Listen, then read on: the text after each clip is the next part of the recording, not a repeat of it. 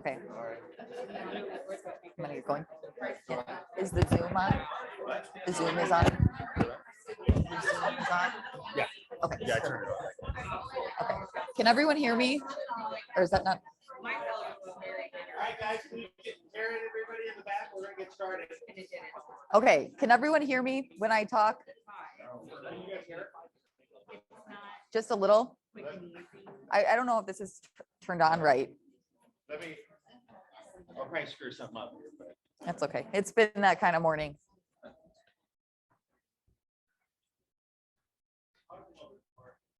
Okay, can everyone hear me now? Is that better? Perfect. Okay.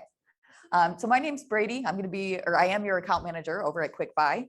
Today, we're going to go over the certification training, and we're going to do a deeper dive into helping you guys feel comfortable delivering these new solutions that you have, as well as understanding the numbers and what you're explaining to your sellers when you are delivering these options to them.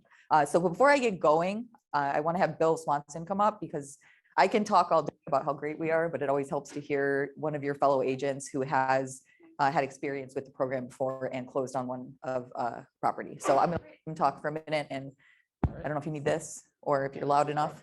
Okay, I'll just talk loud. I had, when I went through the first introductory QuickBuy stuff and learned about the different marketing materials that they offered, I was sending an EDDM out, a flyer out to a neighborhood that I grew up in and done a lot of work in up in Florence. And they had ads already created. So I just picked one of their ads, put it on the back of my flyer. And then about a week later, I got a call from, actually it was someone I sold a house to 25 years ago. And however, she wasn't going to call me because she was checking into those sign on the corner places, you know, buy your house, blah, blah, blah. Luckily, you know, she did call me, and I went out, and it was really easy. I had the app, took some pictures of the house, answered questions. And then after I submitted it, they sent the report back within, I think, the next day, or they offer. I went and met with her, and for numbers, I told her if we went on the open market, do a little bit of work, we'd probably be in the 149 range. But she didn't want any part of that. She wanted to move into an assisted living. It was more important for her just to be done.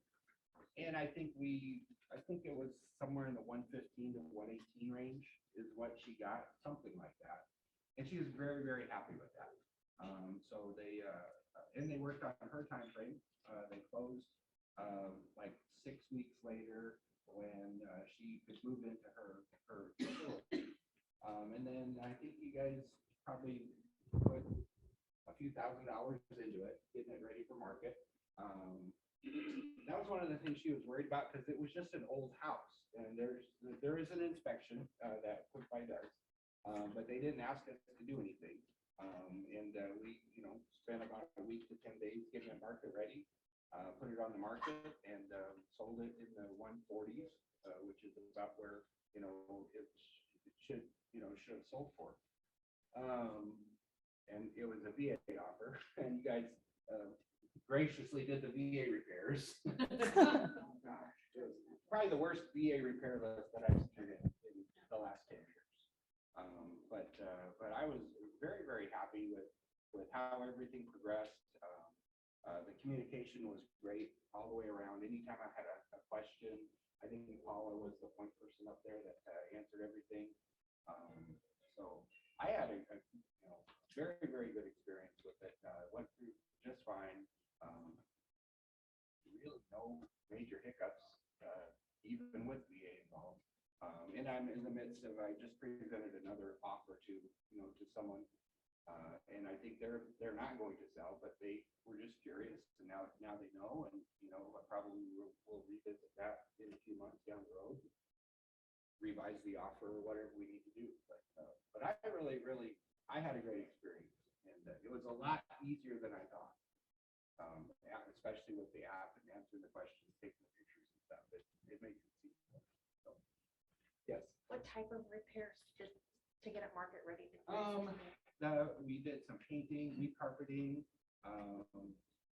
That was really mainly it, just mostly cosmetic stuff. Nothing major, but it was probably, I don't know, 2,000 or 3,000. But then the VA repairs are probably another maybe 3,000 or 4,000. Stupid stuff. Any other questions? Did QuickBuy pay for that, or did you pay for it? Or QuickBuy did. Okay, Yeah. that was after they Yep. bought it. Yeah, yeah, and I had complete confidence through the whole transaction, when you submit your offer, you say what your listing commission is gonna be. They don't dictate what your commission is. So when I said this 6% commission, listing commission, and I brought it online, listed it at 6%. I didn't spend anything on it. Well, outside of helping the seller with some closing gifts and stuff. New things in her place. So, yeah. What was the purchase price for QuickBuy? I think it was in the 115-ish range, somewhere in that range.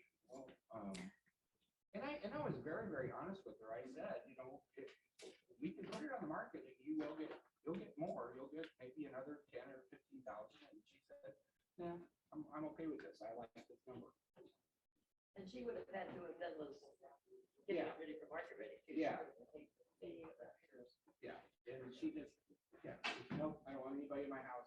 I want to sell it, move out, be done with it, then you guys can take over. She paid for convenience. Exactly. Did the inspection pull out the stuff that the VA pulled? I don't know. So you never got to see the inspection report that you guys pulled? No. We wouldn't send it unless the seller asked for it.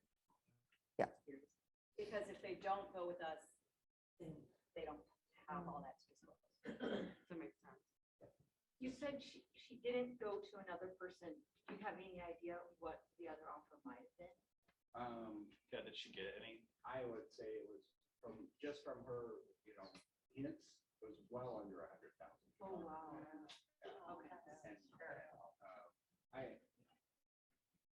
That's good to So, know. and I had just come off of a situation where I went out, told someone, it was a house needed a lot of work. I told them they probably could get, I just listed about 105 to 110. One of those corner sign people came in and told her, we'll give you 80, don't worry, no commission, we'll, click, easy. And she accepted their offer on moving day. She's all moved up, all loaded up, and these shysters came in and said, oh my gosh, we didn't notice how bad this roof is. We'll give you 65. And she just said, okay. So I just, and that was before we had access to the QuickBuy folks, when that scenario happened. Any other questions? One more. What was the final sale price of it? After it was all fixed up? Yeah.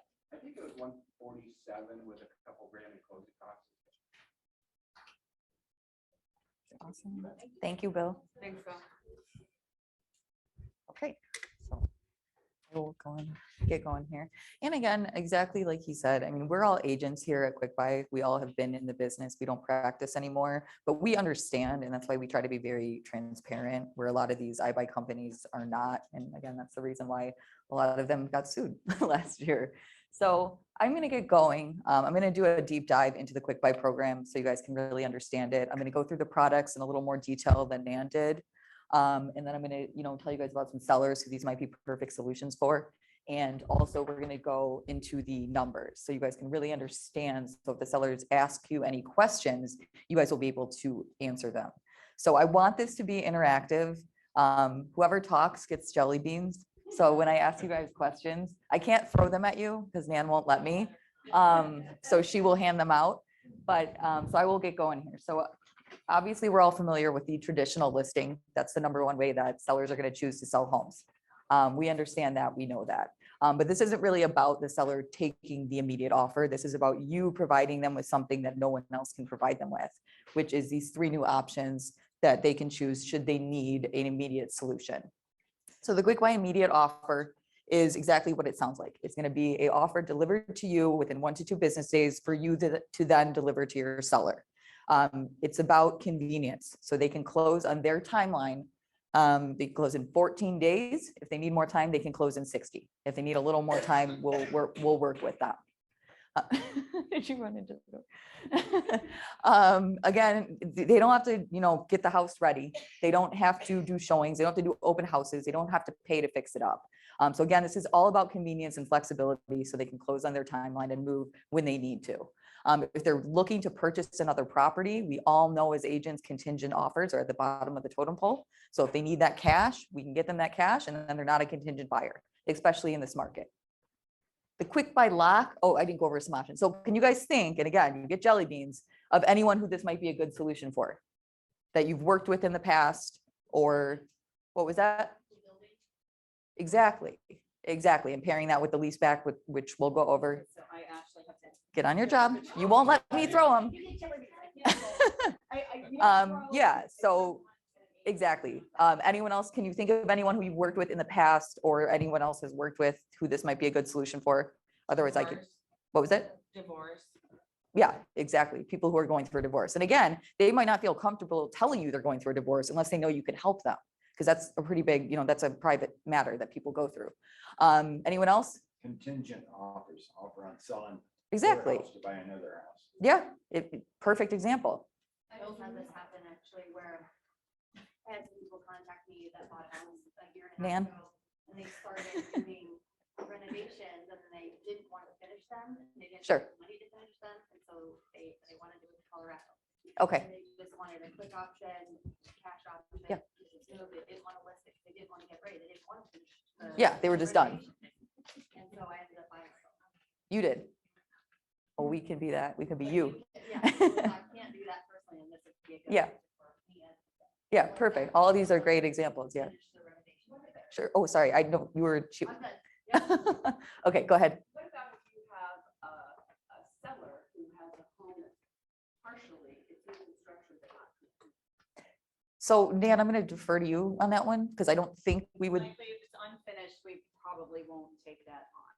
So we'd have to most likely go, we don't ever want to be the 50% on the dollar. So, if we know that that's the kind of offer we have to make to secure the property, we're not gonna do it, because we just don't want this to be that kind of. Would you be able to determine a value based on finished price on that property? That would be questionable based on what's around it. So if you have other, comps and builds around it that are finished and we know what's happening, we probably get there. And then really what a lot of it comes down to, we're investors. We got to know what's going on in the market around it. So. Yay. So many jelly beans to hand out. Go ahead.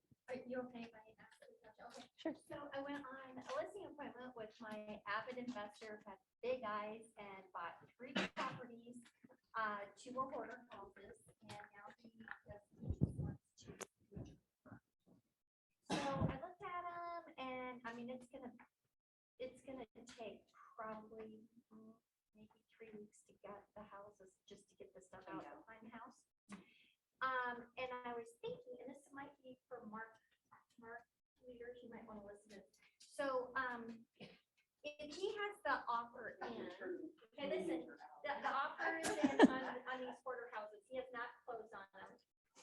And he says, I'm gonna want to do a turn and burn. So the current owner said, yeah, go in and figure it out.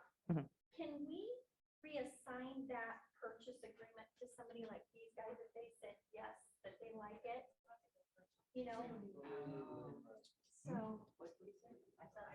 Oh, so that is.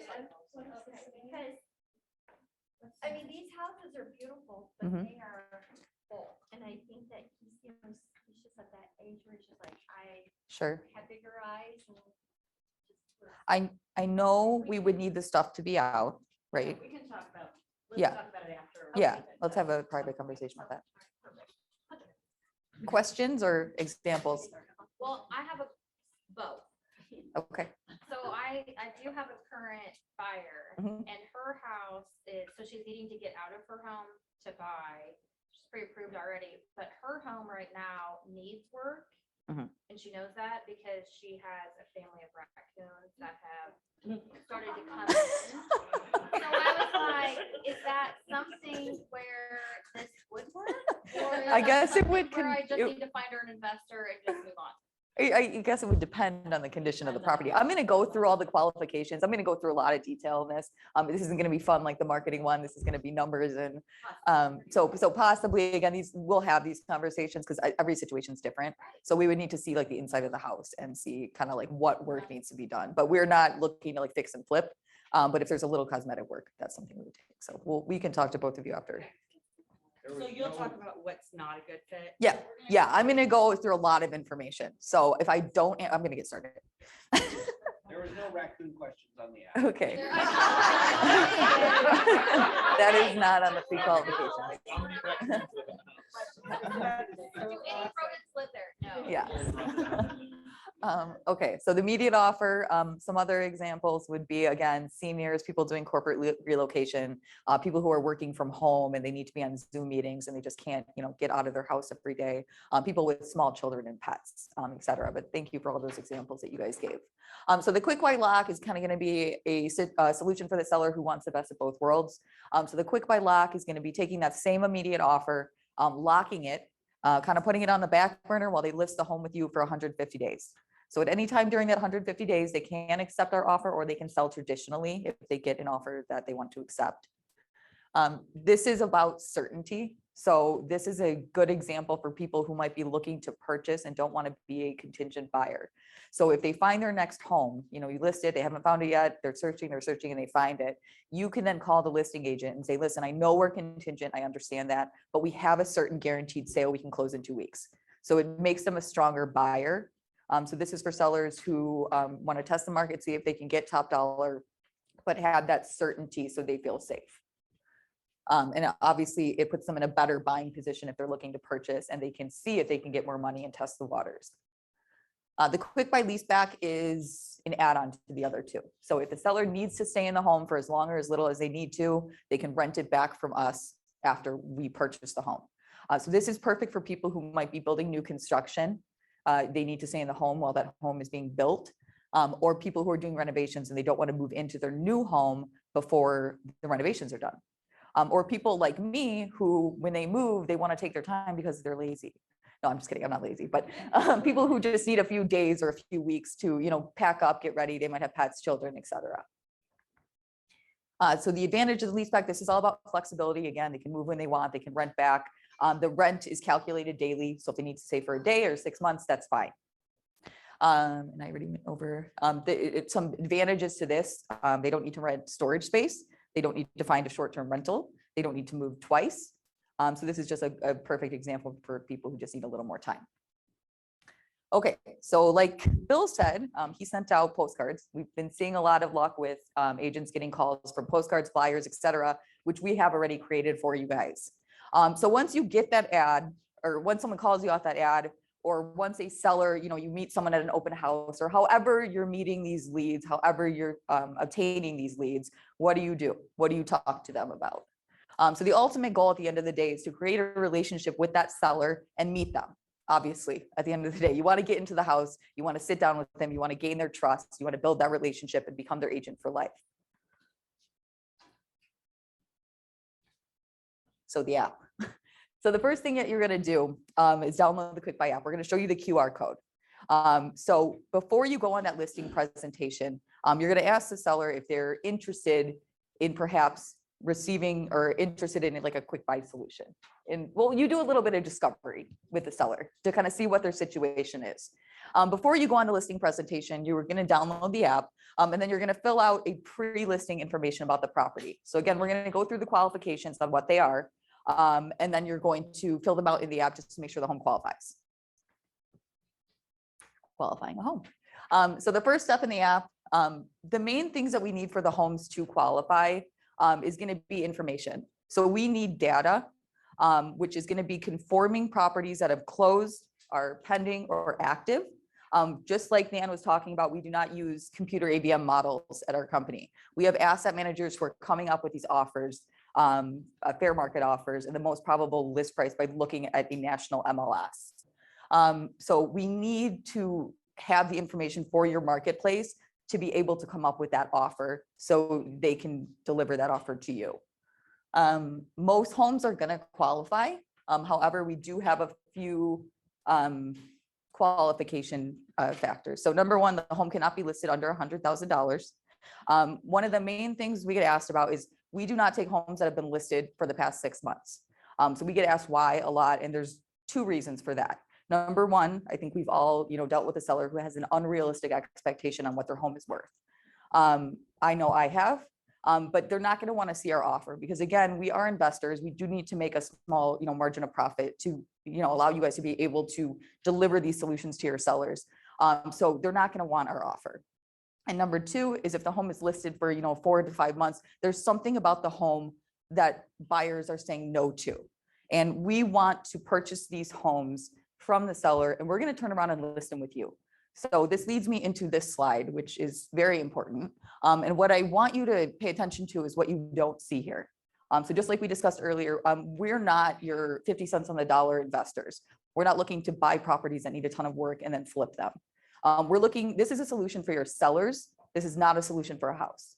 So this is for sellers who are not financially motivated, but they're in a situation where they need help. Yes. Why are FSBOs considered listed properties? Well, they're not considered listed, but they are considered advertised. So if a FSBO is on Zillow, it's more than likely generated to all the other websites.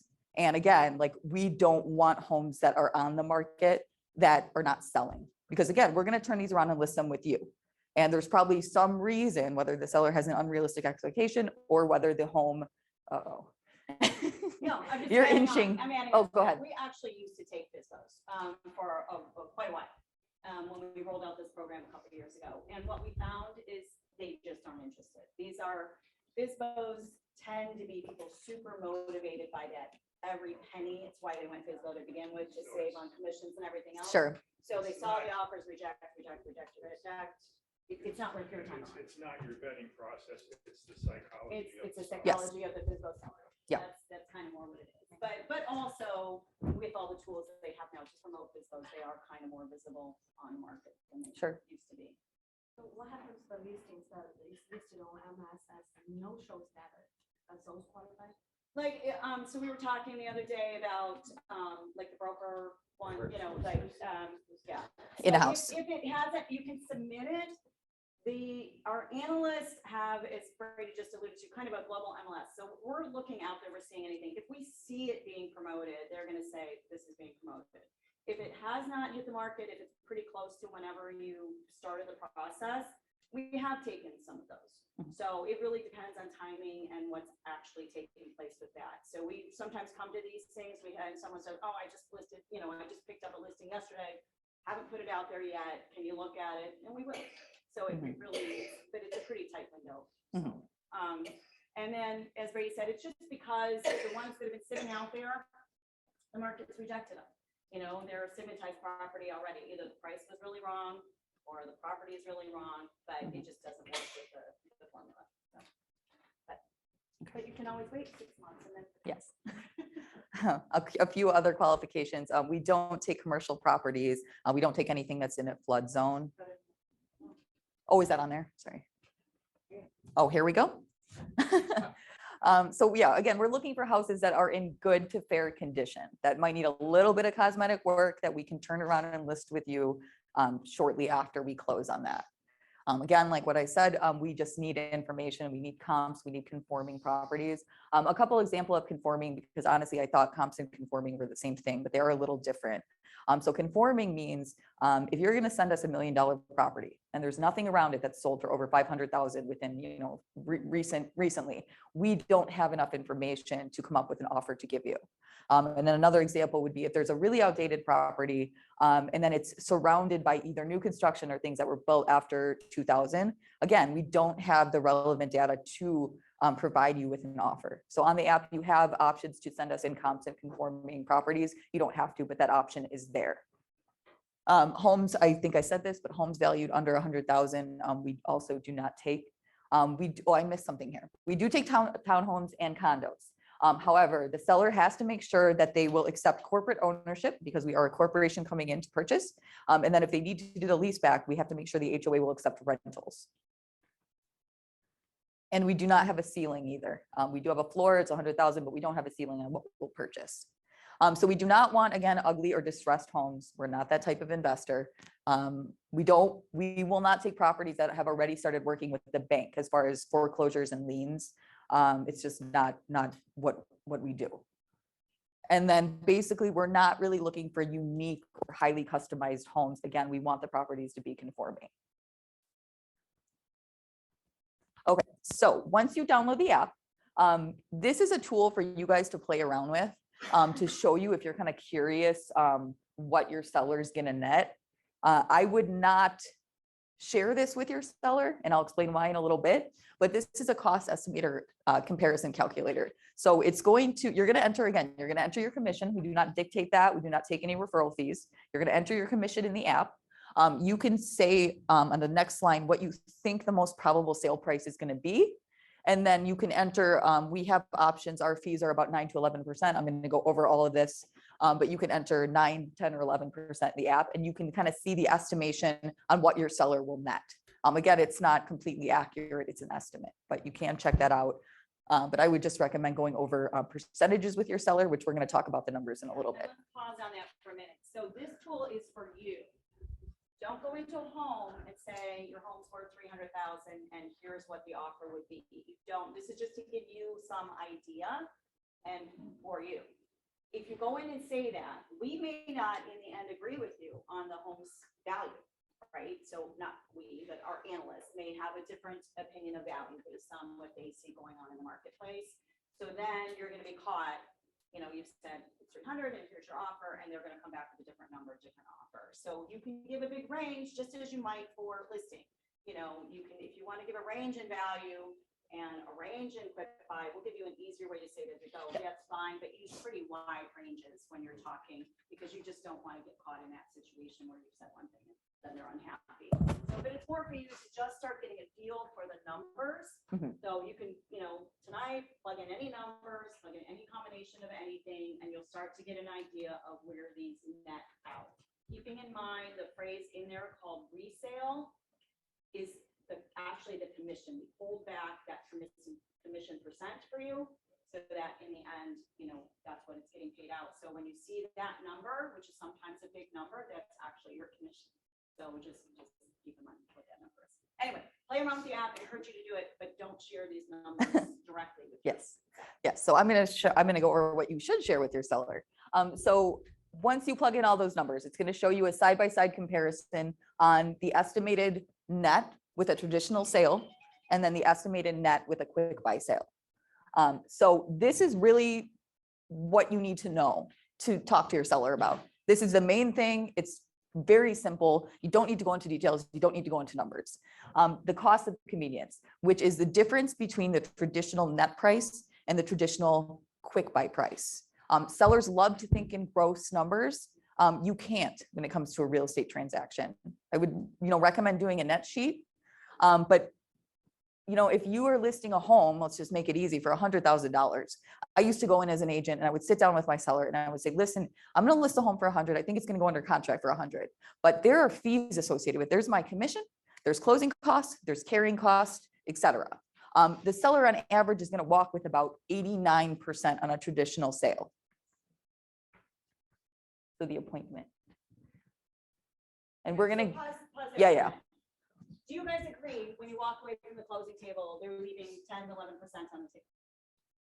Yeah. Pretty normal, right? I just did a home, I was shocked. I was like 12.6. Chicago taxes wasn't great.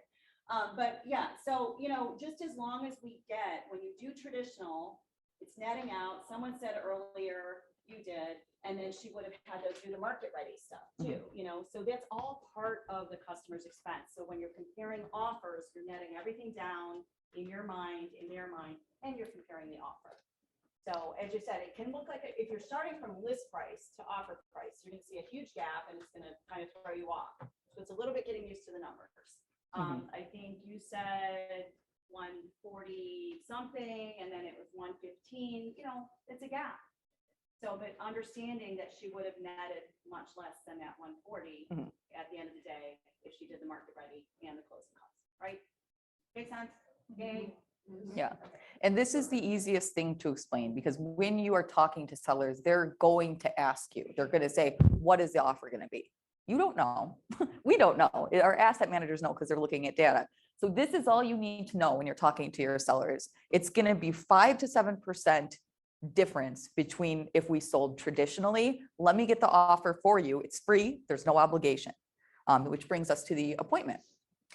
So we do a lot of discovery, or I used to do a lot of discovery with buyers, but I found that agents don't really do much discovery with sellers. So buyers, where do you need to live? What school district? How many bedrooms? That's all we do with buyers. But what's really important with these solutions is doing discovery and finding out what the pain points are for your sellers and why they are selling.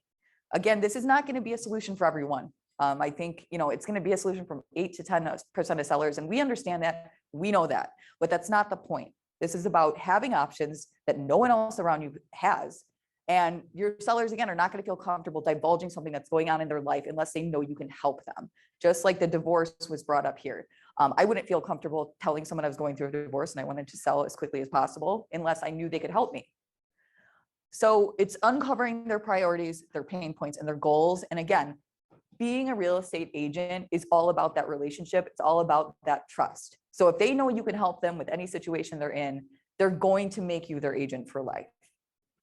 So what are, go back. to the slide. Back? Discovery questions Oh, for your sellers. I missed that. I think we do tend to fall into that, oh, my sellers just want me to get top dollar. And some of them do. So the sellers that want, absolutely, they have an unrealistic expectation price. They want every penny. Are you going to present QuickBuy? Probably not.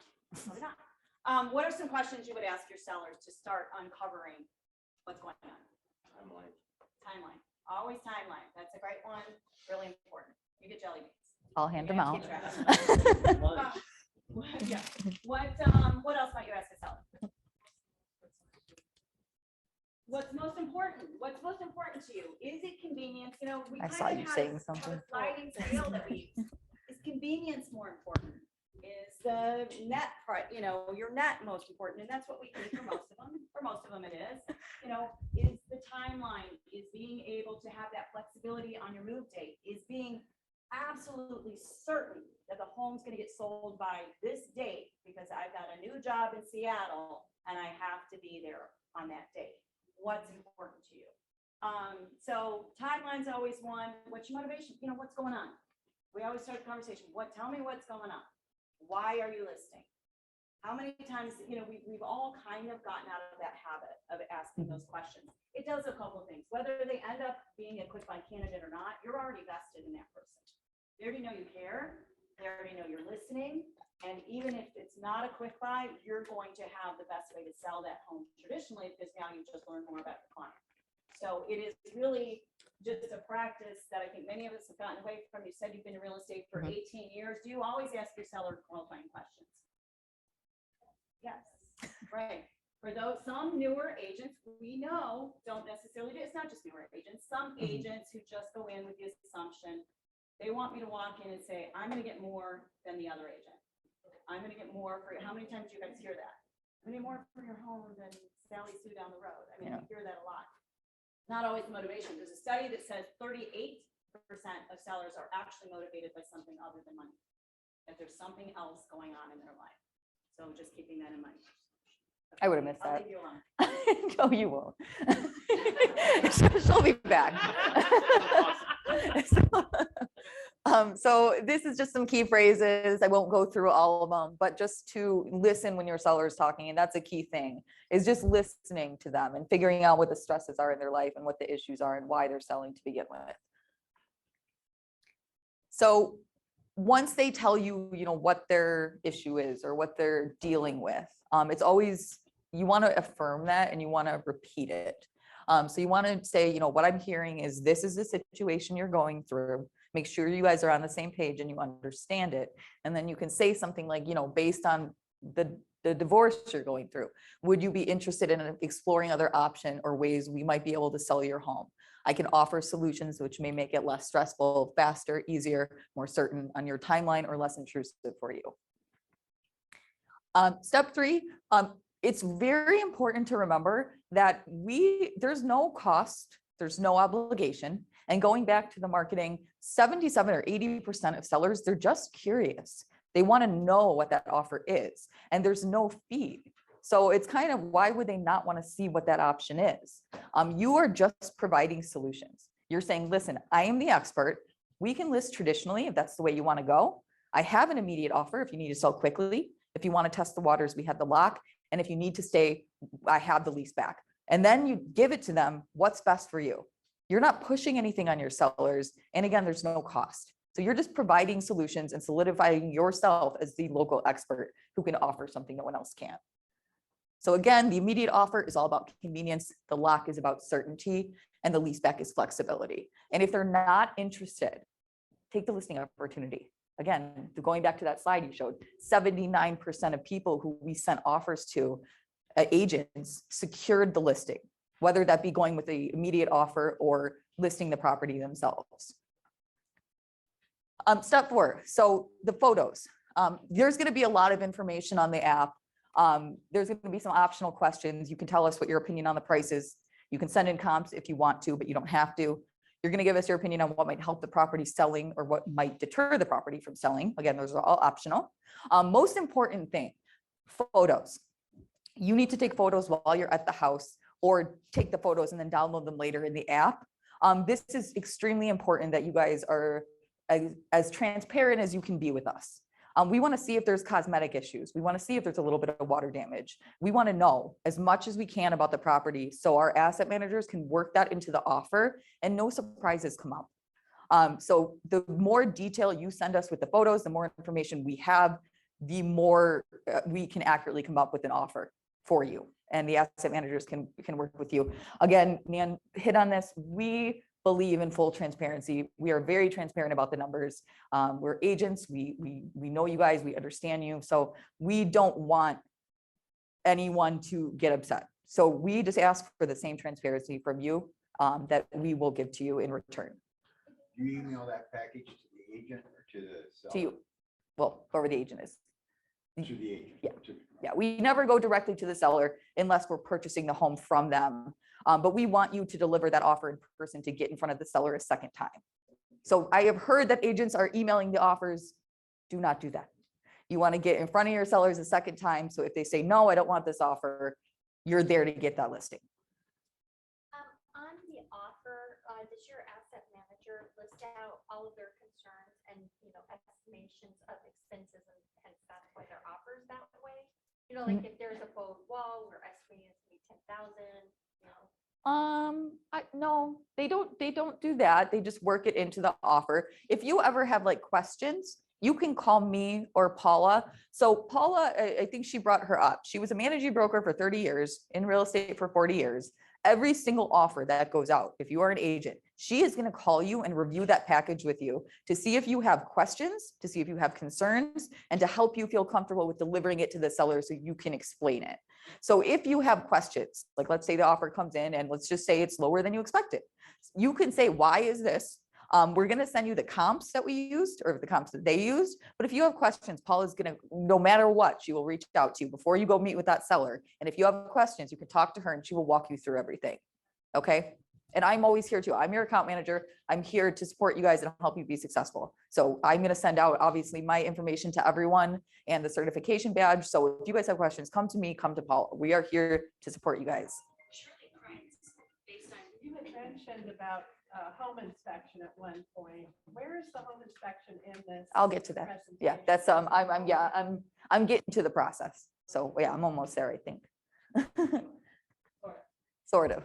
I know. I told you guys this is going to be a little more detail. I'll go through this, I'll give you a break, and then Okay. you'll come back and process. So delivering the offer. So yes, Okay. it gets emailed to you. You're going to get an offer package. It's a lot of information. After you go through the first one, it's a little easier, you know what to look for. But it's going to come to you via email from our asset manager. So just to back up on that, the asset managers, we have global MLS access. So we have in every market, we can see what's going on. We want to hear from you because you guys obviously know the market and you know the school districts and you know where the highways are and all that. But we can also see that through our software. So we have a good idea what's going on. We're pulling comps all around. If you get to the point where you don't agree with the comps or you think there's something really wrong with what we've returned to you, because we're going to send it back to you, show you the comps that we looked at. Paula, as I think you said, you talked to Paula about something. So she is there to help you, work through those issues. But you're going to get this, the main thing is you're delivering this, right? You are not responsible for the offer. And that's something I can't, we all want, we care so much about our clients. We care so much, but this is the offer coming from the investor. As I said to someone earlier, we kept the name QuickBuy on here. We didn't call it Ambassador's Offers. It's QuickBuy Offers. So if at any point in time you feel you need to take a step back in order to save the listing, I mean, hopefully it's all transparent, good, you don't need to do that, but you can always say, that's QuickBuy, let's go ahead and sell it. So I just want to be clear that you're just delivering information. You're not negotiating it. You're not doing anything. You're delivering an offer from an investor to the client. You're going to talk about the solutions that fit them best based on everything you get. And the cost of convenience, just a reminder, is that all the documents say cost of convenience is that difference between the traditional net and the offer itself. You need this long email. This is what you're going to get. And it has a bunch of information, kind of gives you all the next steps. You can read through it, but the key is, so like in the middle here, it says the comps are 123 Main, 321L, 135. So it gives you the comps that we use. So you can see what we use. There's going to be these attachments. So one of them is called the offer letter, and one of them is called the price comparison. Those are kind of the key ones you're going to start with. This stuff in the middle is contracts. So you don't want to start by reading those. So the offer letter is for the client. It's where they're going to check off or initial which one they eventually decide on.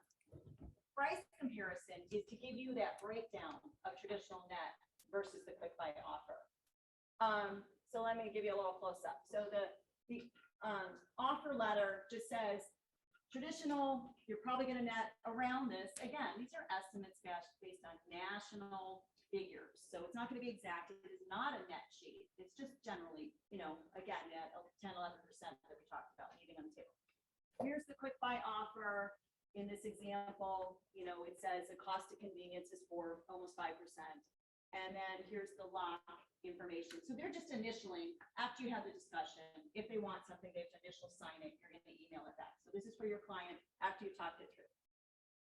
This document you will always get, and it's going to lay out the traditional sale. It's going to lay out the QuickBuy offer and compare those again based on averages. It is not meant to be a net sheet. We don't know all your municipality fees and all of that for everybody around the country. So let's go through it step by step. The top of it, that broker commission percent is going to be whatever you entered into the app. Okay, so whatever you guys put in, 5, 6, 7, whatever, that's what's going to show up there. The contract price is going to be what our asset managers determined as the most likely sale price. Okay, so that would be on an open market. That's where we think it would sell, different from list price, sale price. Okay, 200,000 in this case. Resale fee or commission. So if you sold it traditionally at 6%, they're going to pay 12 grand. If you sell it QuickBuy, we're going to hold that back for you. So for on the other end of the home. Now, if the home sells more than 200, you're still going to get 6% on 220. It sells for 220, 6% on 250. It sells for 250. So your commission percent could be higher than what's here based on where we're selling the end. Is that confused? Okay. But again, just to show the side by side.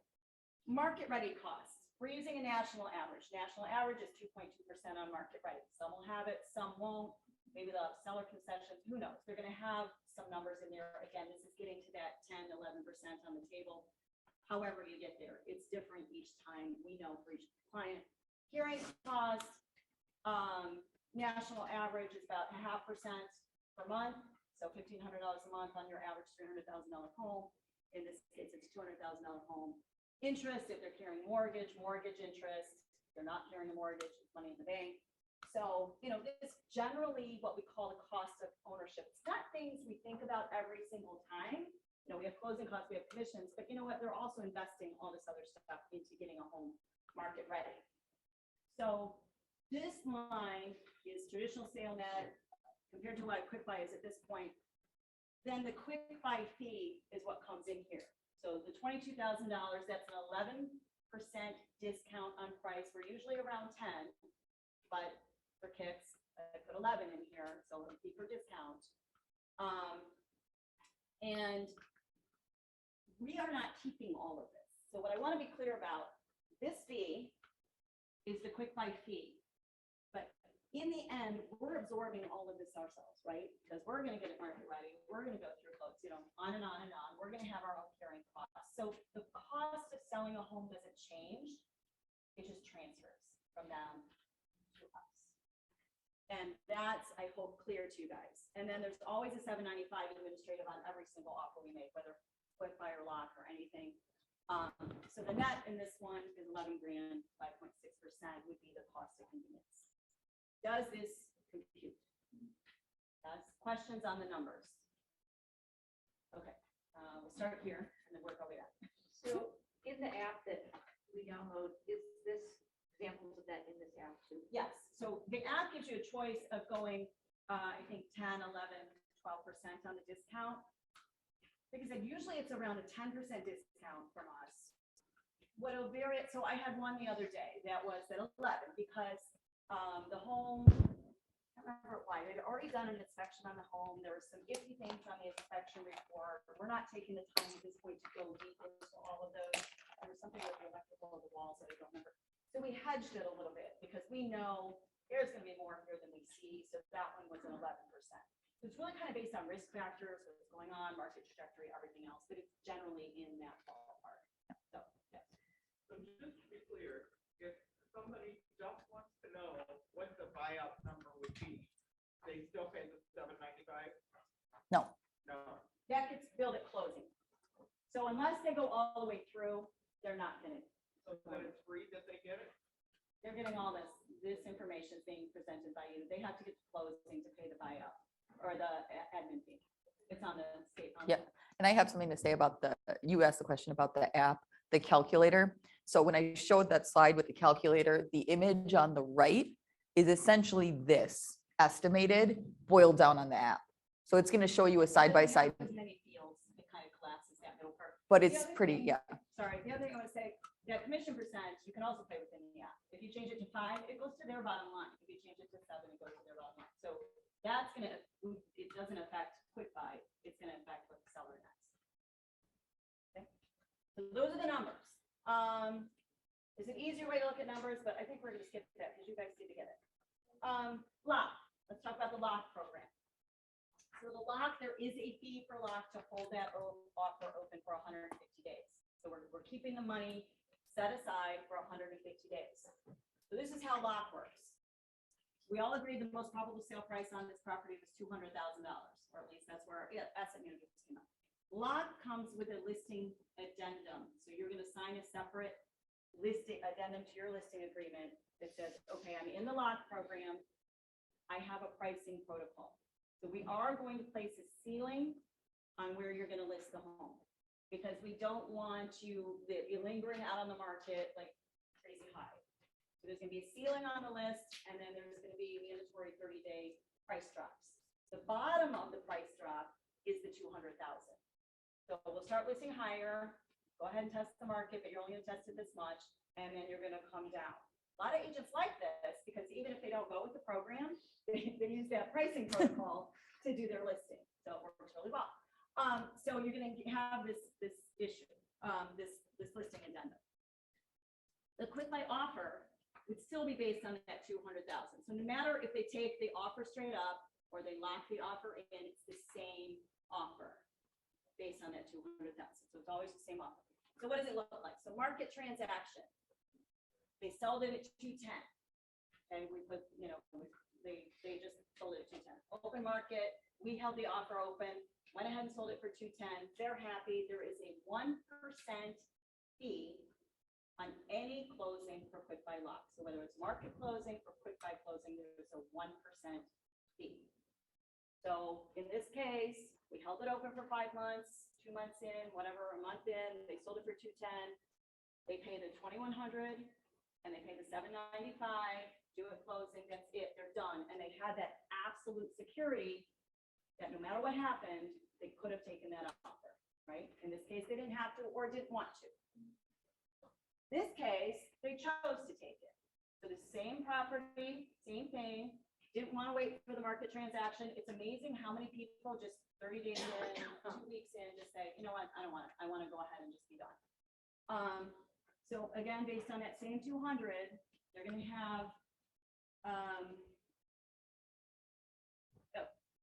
the 1% fee, sorry, I'm like, what am I looking at? 1% fee, $795, the regular quick buy program fee that we talked about on the last slide, and then the commission fee. So we're leaving 34, so you guys can't see this, but 34,000 on the table versus 2,000 on the table. Keeping in mind that includes your commission. So, you know, it's a big difference, but this just doesn't include your commission. Your commission, of course, is still part of this transaction, this market transaction. Yes, I play devil's advocate. absolutely. Let's just say hypothetically, they lock in their price, it's listed, it's been on the market for 38.5 days, and life changes for them. They don't want to do any of this. Right. Walk away. What are they up? No obligation. No obligation. Okay. Done. Technically, we could go after the 795 because they signed the agreement, they're all done, we've done inspection on the home, but we don't. Just curious. Yeah, so no, they can walk away they can go all the way through 5 months and walk away. Just say, I'm done with the transaction, didn't work on listing, I don't want to accept that offer, I'm done. So still good. I think we have a few more. So we use a national, RAL is our national company. They work with a lot of local relo, and then RAL has your local people. If I think we've already worked with your relo department on, you know, some other, sometimes there's local options that we start working with. That's not as much my department as others, but it'll be local inspectors, but organized through a national. So another quick question is, like, let's say I present something, and I know a lot about this neighborhood, it might not be known by your analyst, and I come back with the price. Is that negotiable? Can I follow up on this? Price? You can, when you talk to Paula, or as soon as you get the offer, you're gonna wanna reach out to somebody if you have concerns. Depending on what the concerns are, maybe, but once you have the offer, you've gotten through that process and they've said, no, you're not negotiating on behalf of your client with QuickBuy. So, because you have, really at this point, if someone accepts the offer, you have no representation at that point. So to be clear, you know, then the transaction becomes between QuickBuy and the seller. And then you're representing QuickBuy later. So, but if you have questions, address them right up front. Is that where you can put in that information in the app when you're? There's a place for special information. Put in, you know, the more you share, the better they'll know.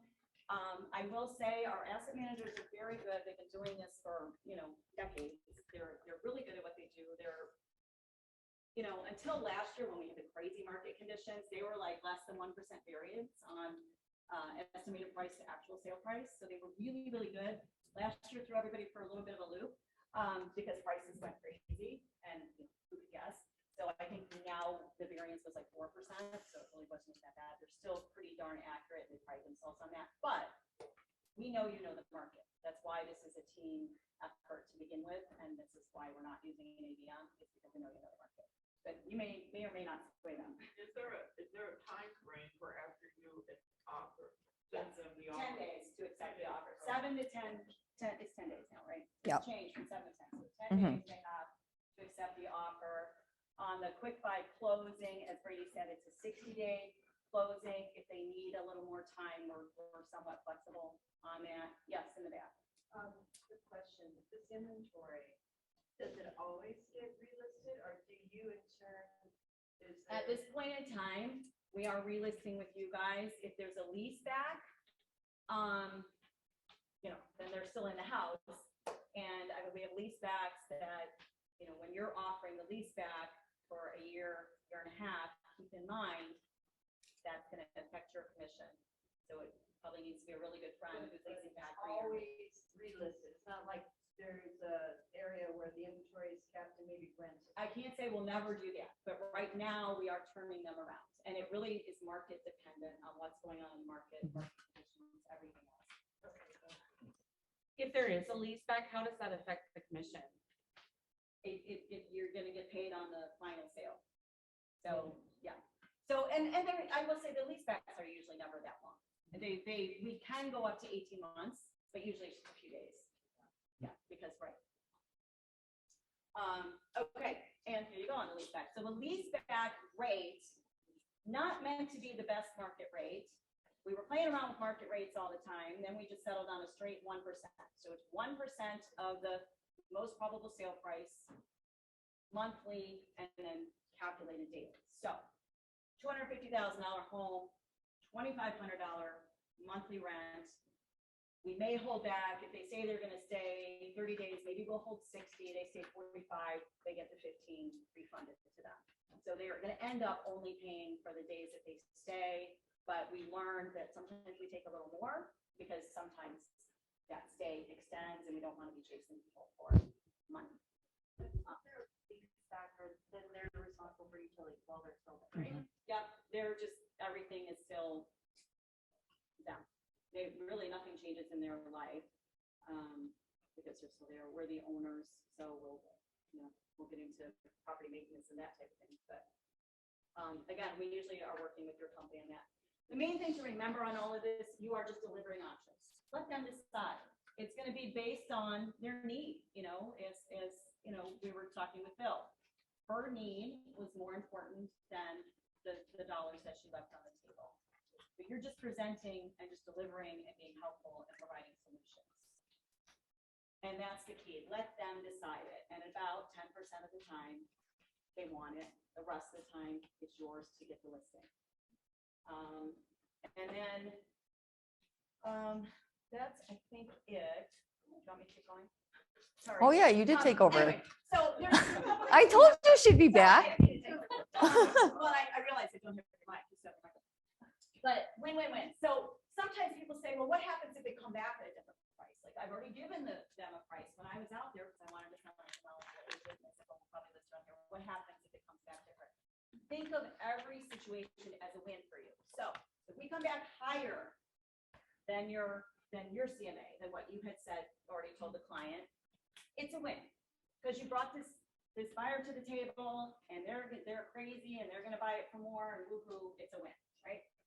2, if it comes in the same, win. We just validated your expertise. We're on the same page. You win. We come in lower. You're still the better price. You're still the expert. That's that offer. Those are those investors.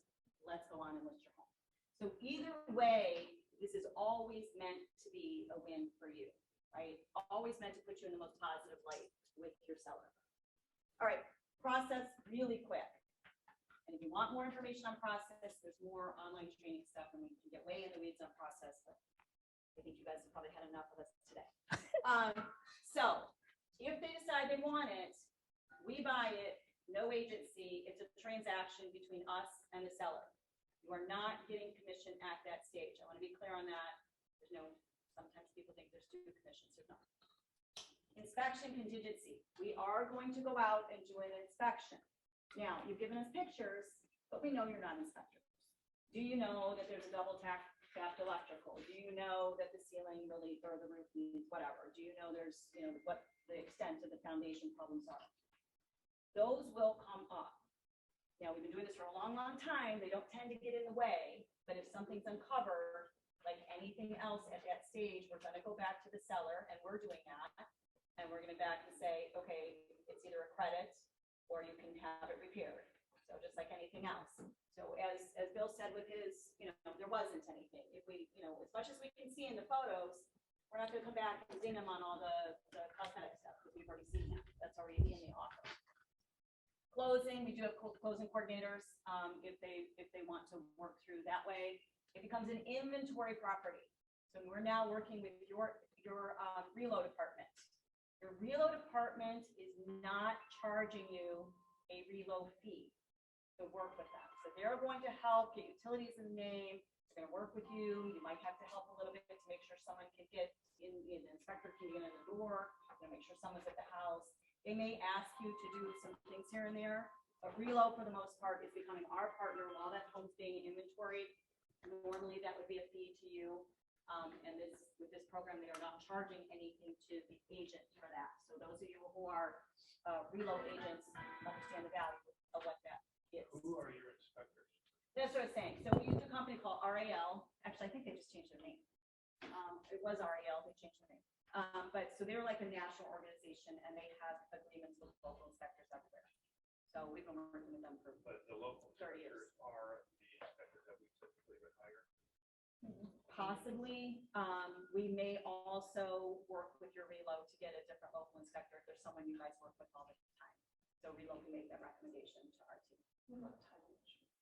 Title is, so on our closing, we have our own,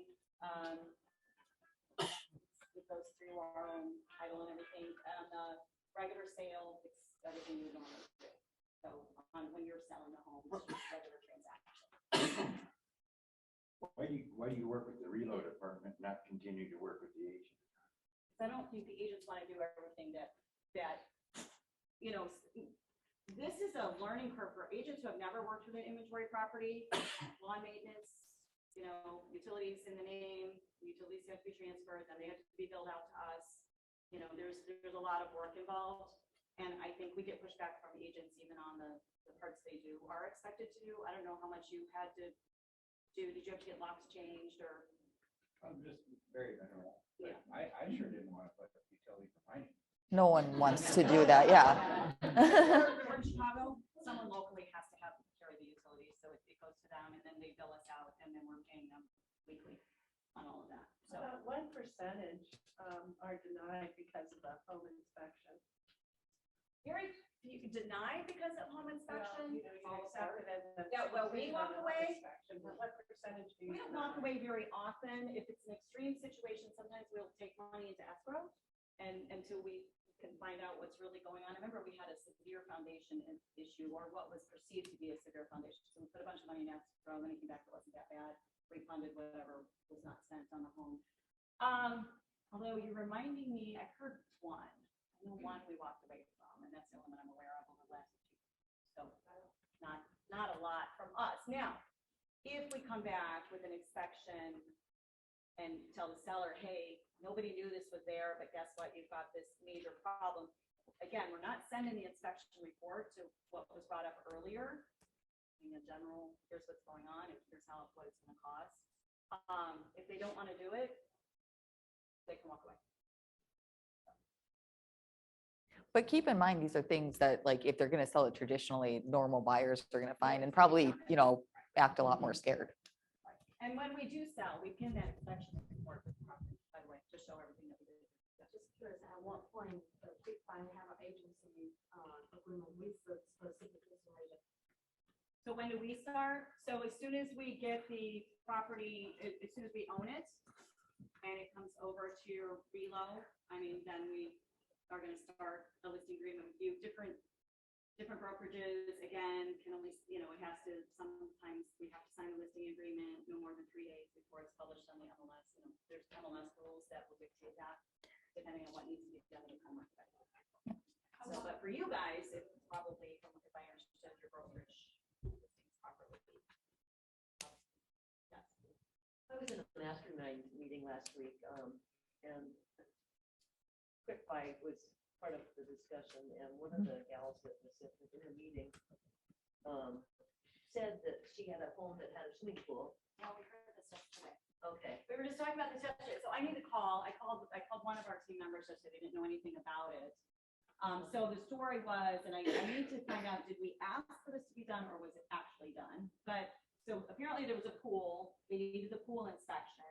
The pool had already been winterized. It was like January or something. Yeah, normally that would be an escrow issue where the monies would just be set aside to make sure the pool's working order and then give it back to them. It sounded like what I was hearing is I don't know if we actually had it de-winterized, filled and re-winterized, or asked or said, if you're not willing. But to we had never transfer, heard that, so we're this like, is oh my what would God. happen. Not clear which way that went. But that was kind of an extreme situation. I did call on it yesterday and I got one more person called today. It sounded like it was an inspector that didn't understand how Nebraska winters work. My read on it too. So I don't know if it's someone we never used before, or again, they just said, if you don't do this, you'll have to do this, but I don't know that it was actually done. Just curious, what is the timeframe for turnaround from purchase to list? We're trying to do it within a week to 10 days, as Bill said. We're trying to get it as soon as we can. Again, most of these are cosmetic paint, carpet flooring, things like that, just to get it right back out. We're very motivated sellers. That's the other Like key. You're the gonna have a relo would help seller us. really And want then to like sell. We're not we testing might market. ask We're you not to doing like anything. give We want the it back contractors up and access to sold the house. as soon as we But like sometimes if we need to do, okay, because can. That's our job.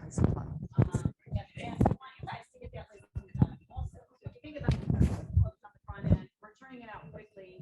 In some cases, you're gonna be selling before you know it was, normal market. I'm sorry, way back there in the. Yeah. If a seller puts it on, but we don't take it right then, they don't do a lot, the house on the market, does the stuff, do we visit? 6 months. Again, because it has to be off the market for 6 months before we'll consider the offer. So it's best if you can get them, they do need to agree to all these before you list. Because we have an awful lot, especially as the market started to turn in the fall. Some people were coming back and saying, okay, can we get it now? And it's too late. They've already listed it at the wrong price or whatever. Stigmatized the property. Yes.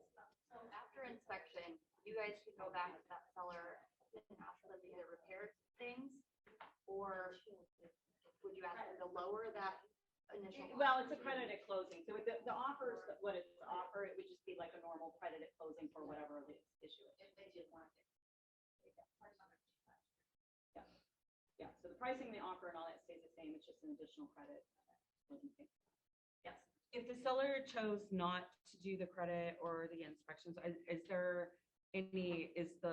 agreement dissolved? And they don't owe anything? They can walk away. Again, technically, they would own that $795. Right. So. They send an invoice. Mhm. Yes. So after you take possession of the home, is there any reason that you will choose a different listing agent other than the specific listing agent? These are your leads.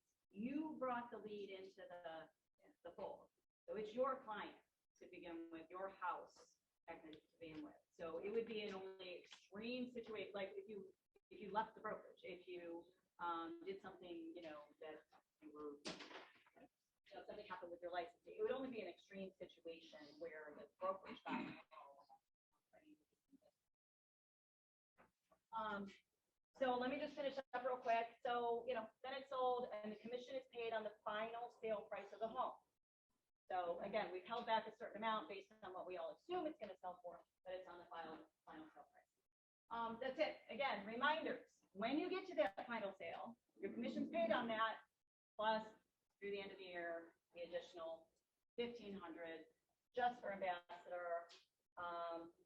And if you have questions on this, ask Jay, ask Brady, and we can get answers. The app, if you didn't download it, it's on the back of the flyer I gave you, or it's here. And that's it.